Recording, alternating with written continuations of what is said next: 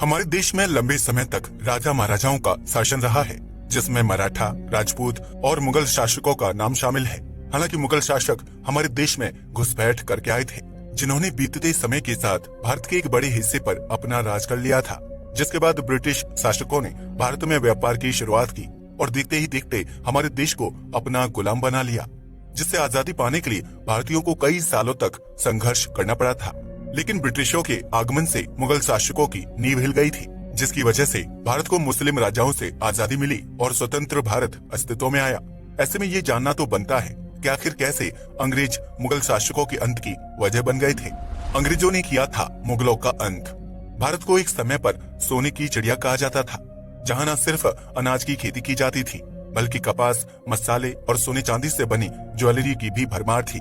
इसी चकाचौंध को लेकर बाहरी मुगल शासक भारत की तरफ आकर्षित हुए और उन्होंने धोखे से हमारे देश की जमीन को हथिया लिया था, जिसकी वजह से राजपूत और मराठा साम्राज्य के मुगलों से अच्छे संबंध नहीं थे।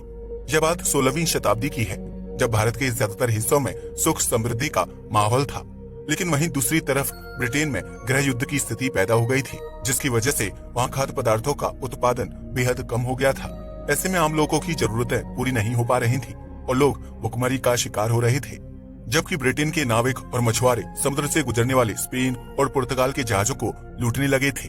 देश की खराब स्थिति को ध्यान में रखते हुए कुछ व्यापारी बेहतर विकल्पों की तलाश में समुद्री यात्रा पर निकल गए थे और इसी दौरान उन्हें भारत की सुख समृद्धि व व्यापार के बारे में जानकारी प्राप्त हुई थी।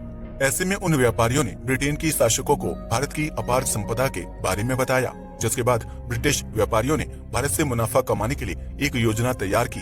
इस योजना के तहत 200 ब्रिटिश व्यापारियों ने आपस में मिलकर एक कंपनी बनाई थी, जिसका नाम ईस्ट इंडिया कंपनी रखा गया था। इस कंपनी को ब्रिटेन की महारानी एलिजाबेथ प्रथम ने अपना समर्थन दिया था, जिसके बाद 200 व्यापारियों की टीम कैप्टन विलियम हॉकिंस के नेतृत्व में समुद्री रास्ते होते हुए भारत की जमीन पर आ पहुंचे थे। उस वक्त यानी सन 1608 में दिल्ली की राजगद्दी पर अकबर के बेटे जहांगीर का शासन हुआ करता था, जिसके दरबार में ब्रिटिश व्यापारियों का समूह कारोबार करने का प्रस्ताव लेकर पहुंचा था। इस प्रस्ताव में अंग्रेजों ने बादशाह जहांगीर को ईस्ट इंडिया कंपनी की स्थापना और उसके व्यापार शुरू करने से प्राप्त होने वाले फायदों के बारे में बताया था। लेकिन जहांगीर ने अंग्रेजों के प्रस्ताव को ठुकराते हुए उनके साथ व्यापार करने से इनकार कर दिया था। हालांकि ब्रिटिश व्यापारियों ने भी हार नहीं मानी और वह बार बार बादशाह के पास जाते रहे, जिसके बाद जहांगीर ने अंग्रेजों को भारत में व्यापार करने की मंजूरी दे दी थी। लेकिन वो नहीं जानते थे कि उनके इस कदम से भारत पर 200 साल से अधिक समय तक गुलामी के बादल मंडराने वाले थे।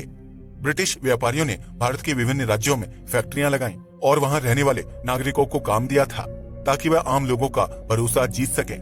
इसके बाद भारत के छोटे छोटे व्यापारी भी ईस्ट इंडिया कंपनी के साथ मिलकर काम करने लगे थे, जिसकी वजह से ब्रिटिश व्यापारियों को काफी फायदा हो रहा था।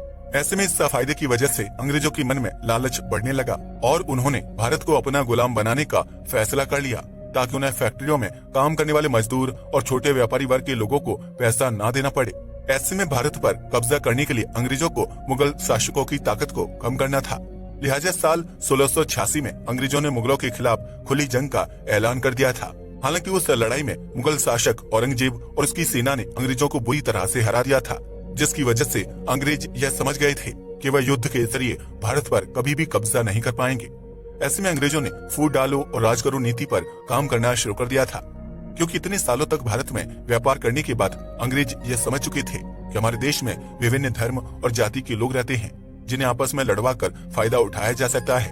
वहीं मुगलों से युद्ध में हारने के बाद अंग्रेजों ने औरंगजेब से लिखित में माफी मांगी और यह वादा किया कि वे आगे से ऐसी गलती नहीं करेंगे, जिसके बाद औरंगजेब ने भी अंग्रेजों पर जुर्माना लगाते हुए उन्हें माफी दे दी थी और ब्रिटिश व्यापारियों ने एक बार फिर भारत में अपना व्यापार शुरू कर दिया था। इस जगह पर औरंगजेब से बहुत बड़ी गलती हुई थी। अगर वे अंग्रेजों को माफ करने के बजाय उन्हें देश से निकाल देते, तो शायद भारत को इतने लंबे समय तक अंग्रेजों की गुलामी का सामना नहीं करना पड़ता। वहीं सन 1707 में मुगल शासक औरंगजेब की मृत्यु के बाद अंग्रेजों के लिए भारत पर कब्जा करना आसान हो गया था, क्योंकि बादशाह की मौत के बाद कई लोग मुगल सल्तनत के शासक बनना चाहते थे। लेकिन उन लोगों में न बादशाह बनने की काबिलियत थी और न ही वह राजनीति को समझते थे। ऐसे में जब नए नए बादशाहों ने मुगल सल्तनत की गद्दी संभाली, तो अंग्रेजों के लिए उन्हें भड़काना आसान हो गया था। इन नए राजाओं ने अंग्रेजों के व्यापार के ऊपर लगाए जाने वाले कर्ज को भी माफ कर दिया था, जिसकी वजह से अंग्रेज भारत में व्यापार तो करते थे, लेकिन उसके बदले भारतीय राजाओं को किसी प्रकार के मुनाफे की राशि नहीं देते थे। इस बीच पर्सिया, जो वर्तमान समय में ईरान में है, के शासक ने भारत पर हमला कर दिया था, जिसकी वजह से दिल्ली की गद्दी मुगलों के हाथ से छूटने वाली थी। लेकिन फिर मुगल शासकों ने हमलावरों को 2 करोड़ रुपए के साथ कीमती जेवर देकर भारत छोड़ने का समझौता किया, जिसकी वजह से दिल्ली की गद्दी तो बच गई थी, लेकिन मुगल शासक पूरी तरह से कंगाल हो चुके थे। इसके बाद अंग्रेजों ने मुगल शासकों की कंगाली का फायदा उठाकर उनके साथ अलग अलग प्रकार के समझौतों पर दस्तखत करना शुरू कर दिया था, ताकि भारत की सल्तनत पर उनका कब्जा रह सके। वहीं दूसरी तरफ अंग्रेजों ने विभिन्न रियासतों के राजाओं को एक एक करके गद्दी से हटाना शुरू कर दिया था, जिसमें सबसे पहले बंगाल के नवाब सिराजुद्दौला का नाम शामिल है। इस दौरान अंग्रेज लगातार अपनी सेना में भी बढ़ोतरी कर रहे थे, जबकि भारत की उत्पादन सामग्री को बड़ी संख्या में ब्रिटेन भेज रहे थे। इसकी वजह से ब्रिटेन के हालात सही होने लगे थे, जबकि व्यापार के लालच में कई व्यापारी भारत का रुख कर रहे थे। वहीं दूसरी तरफ अंग्रेजों ने हिंदू और मुसलमानों के बीच फूट डालना शुरू कर दिया था, जिसकी वजह से इन धर्मों के लोग आपस में ही लड़ने लगे थे और इसका सीधा फायदा अंग्रेजों को हो रहा था। इसके बाद अंग्रेजों ने विभिन्न रियासतों के राजाओं के सामने प्रस्ताव रखना शुरू किया। जो उनकी बात मान लेता था वह अंग्रेजों का गुलाम हो जाता था। वहीं अगर कोई राजा अंग्रेजों के प्रस्ताव को मानने से इनकार कर देता था तो अंग्रेज उसके खिलाफ युद्ध और साजिश करके उसको मौत के घाट उतार देते थे। इस तरह पूरे भारत में अंग्रेजों और उनके द्वारा स्थापित की गई ईस्ट इंडिया कंपनी का शासन शुरू हो गया था, जबकि भारतीय राजा खुद अंग्रेजों के अंतर्गत काम करने लगे थे।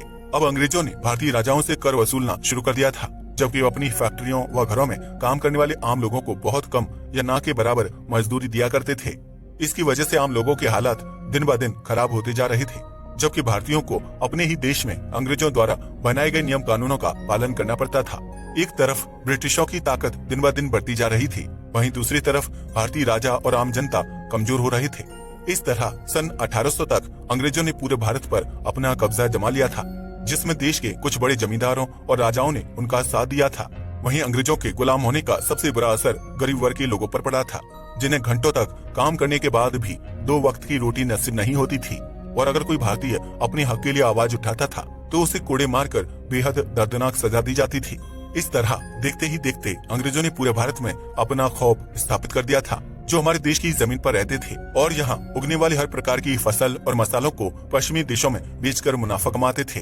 हालांकि ब्रिटिश शासनकाल के दौरान भारत में रेलवे लाइन को बनाकर तैयार किया गया था, ताकि सामान को कम समय में एक जगह से दूसरी जगह ले जाया जा सके। इसके अलावा शिक्षा, स्वास्थ्य और सड़क बनाने पर भी काफी खर्च किया गया था। लेकिन उस वक्त इन सभी चीजों का इस्तेमाल सिर्फ ब्रिटिश शासक और उनके परिवार के लोग करते थे। इस तरह 200 साल से अधिक समय तक अंग्रेजों की गुलामी का शिकार होने के बाद आखिरकार कुछ बहादुर भारतीयों और स्वतंत्रता सेनानियों की वजह से हमारा देश 15 अगस्त 1947 को आजाद हो गया था और इस दिन को आप और हम स्वतंत्रता दिवस के रूप में मनाते हैं। अब तो आप समझ ही गए होंगे कि अंग्रेजों ने भारत में मुगलों के शासन को किस प्रकार खत्म किया था, जिसकी वजह से भारतीयों को गुलामी की जंजीरों में कैद होना पड़ा। आज के लिए बस इतना ही। वीडियो पसंद आया तो इसे लाइक और शेयर करें। धन्यवाद।